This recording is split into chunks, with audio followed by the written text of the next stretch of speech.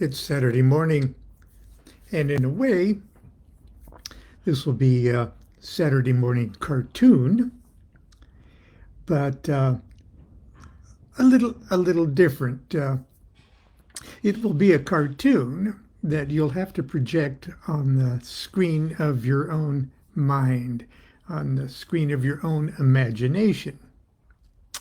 And today, I would like to start day one of a 7-day meditation, if you will, on utilizing the holy book of Thelema, Liber 7. And I'll read you a bit about this in just a moment. But what I would like for us to do today and tomorrow and all the way through to next Friday is for you to actually use this time to close your eyes and project the image, build, if you will, in your imagination, in your mind's eye, the story, the narrative that you hear in each of these 7 very, very short chapters of Liber 7. It's something actually practical that you can do. That will only take just a few moments. And because this will be on YouTube and you can play it over and over and over again, and you can play it over and over again right here on Facebook too. People think that you have to watch this live. No, you can just go to my Facebook page and these videos stay on my page. Just scroll down, you'll find them all eventually. And set aside a moment, 5 minutes maybe, okay? And put yourself in a meditative mood and listen to me as I recite these particularly, well, how should I say it? Each of the 7 verses or chapters of Liber 7 are associated to a planetary sphere. Today we're going to read Saturn. As a matter of fact, Saturn isn't the first of them. It doesn't appear first. They're not in order. But I'm doing this for the days of the week because I would like for us to get ourselves attuned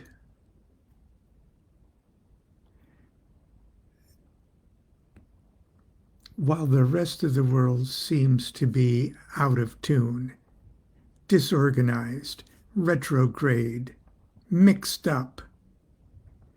We ought to just do one thing for ourselves that is ordered like this.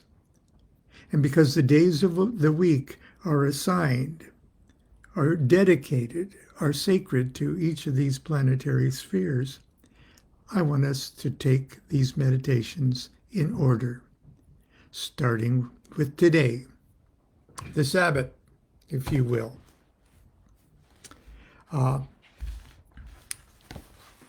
Tomorrow we'll do the sun, but today we'll do Saturn. Here's what Crowley has to say. I'll do this just at the beginning here. In his Confessions, Crowley gives an account of writing these books, the 13 holy books, from the point of the view of the scribe.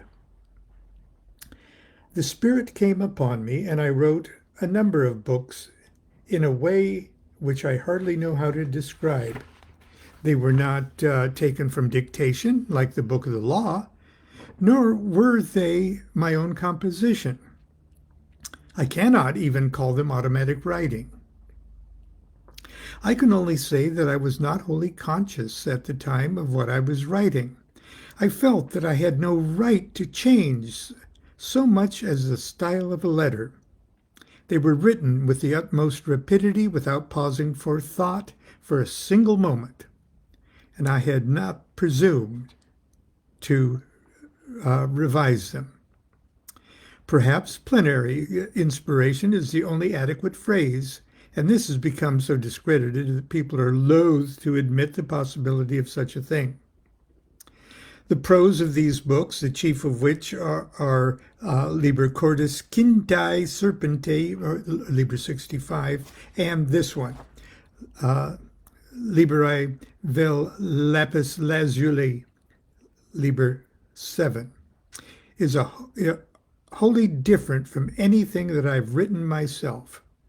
It is characterized by a sustained sublimity of which I am totally incapable, and it overrides all intellectual objections which I should myself have raised. It does not admit the need to explain itself, and this is really what I want us to remember. It has no need to explain itself. In the same way as an artistic Japanese animation, one of those wonderful Japanese animations, or even Disney's Fantasia, it doesn't need to explain itself. It's unapologetically art for art's sake, but it is intended to resonate with a particular planetary sphere, one that we need to tune ourselves to squirt WD-40 in the rusted planetary makeup of our character. And in doing so, hopefully help affect the world around us. It does not admit the need to explain itself to anyone, even me. I cannot doubt that these books are the work of an intelligence independent of my own.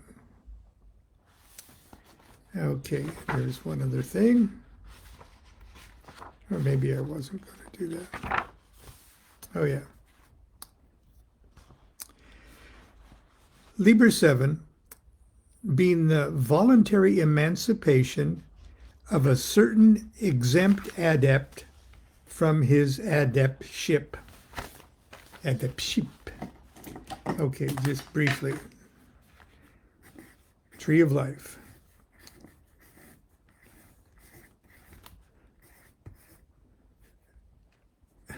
Okay, number 4 on the Tree of Life is the first sephira below the abyss. Like there, okay? That's the adept exempt. Now, the only way the adept exempt gets free from his or her adeptship is by crossing the abyss and reaching number 3.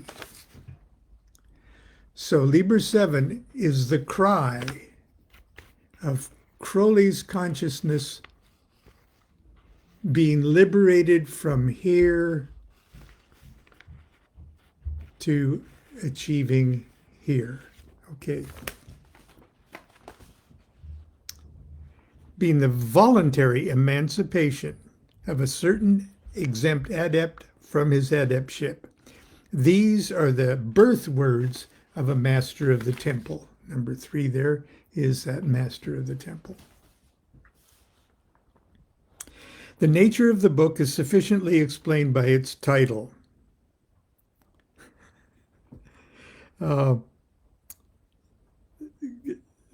Okay.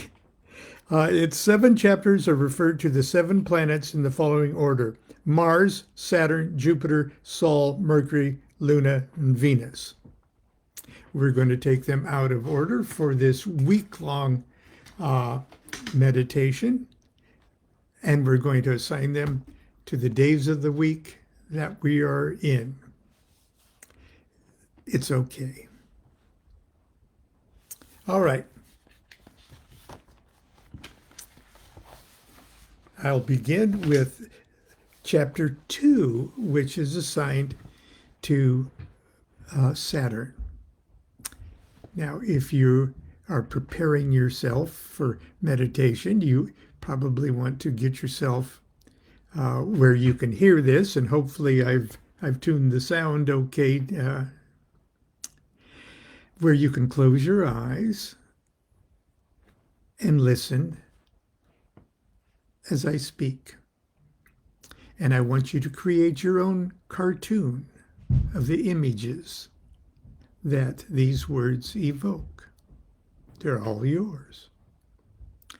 Now, if you've got time, even as you replay this, if you want to replay it other times today while it's still Saturday, you might Google around and find the symphony The Planets by Gustav Holst on YouTube or something, and play Saturn as you listen to me speak. And for tomorrow, you can do something else. It'll be hard to do the sun because there is no Holst the sun. Okay. Anyway, let's take our seat.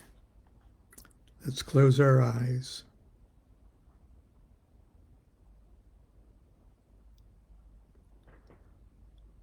O my God, use thou me again, alway, forever, forever.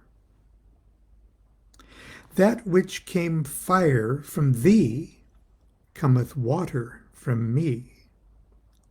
Let therefore thy Spirit lay hold on me, so that my right hand loose the lightning.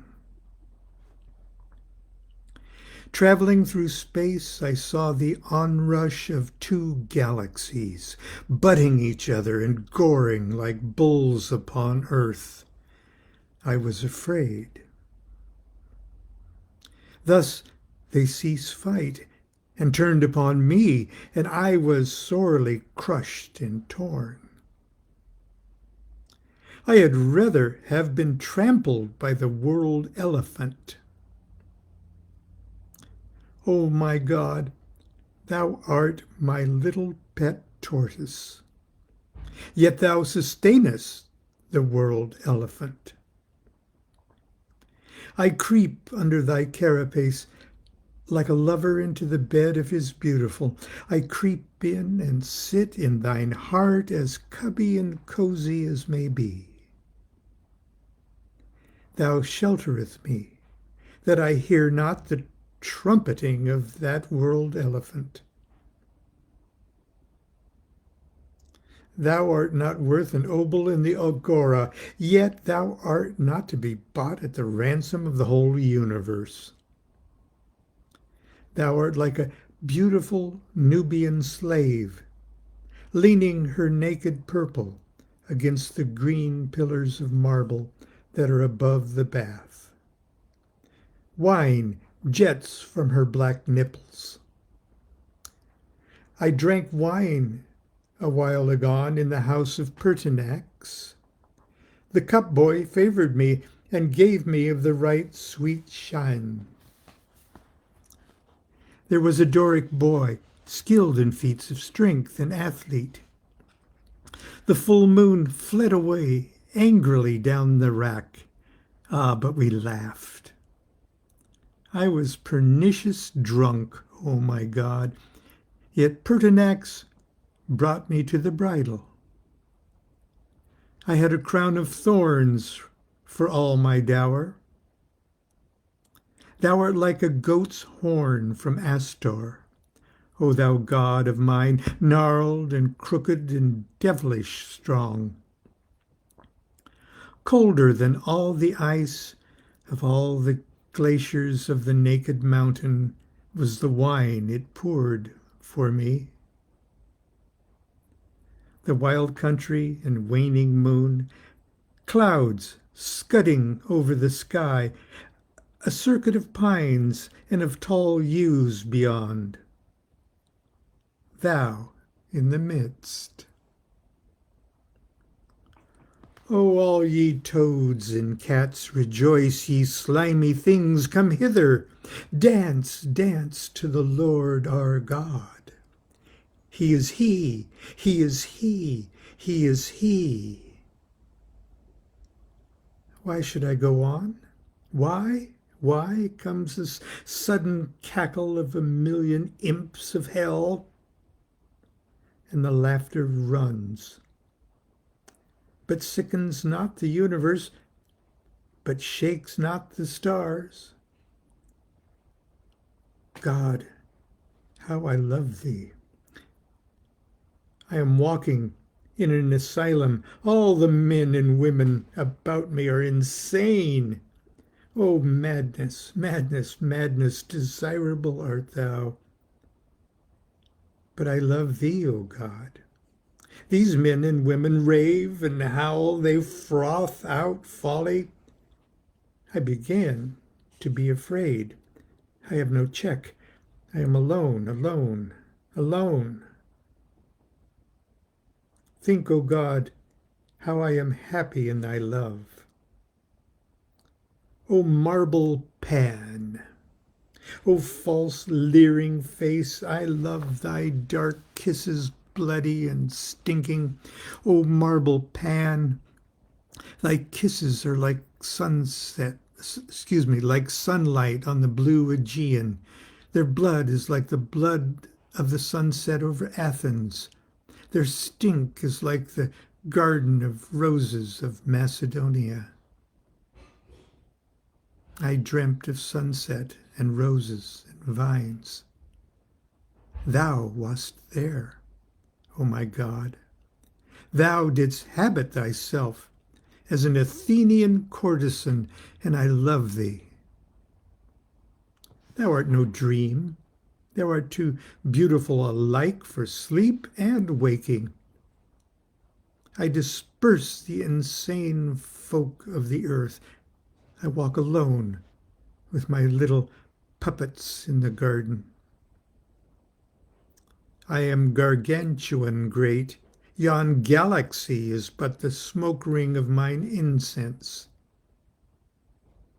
Burn thou strange herbs, O God. Brew me a magic liquor, boys, with your glances. The very soul is drunken. Thou art drunken, O my God, upon my kisses. The universe reels. Thou hast looked upon him. Thou hast looked upon it twice, and all is done. Come, O my God, and let us embrace. Lazily, hungrily, ardently, patiently, so I will work. There shall be an end, O God, O God. I am a fool to love thee. Thou art cruel. Thou withholdest thyself. Come to me now. I love thee. I love thee. Oh, my darling, kiss me. Kiss me. Ah, but again. Sleep, take me. Death, take me. This life is too full. It pains, it slays, it suffices.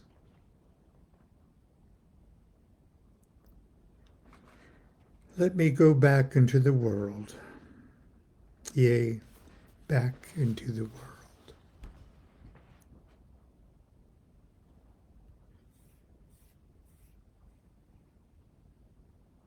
Do what thou wilt shall be the whole of the law.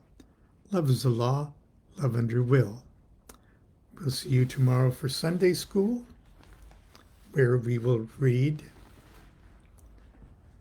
the sun.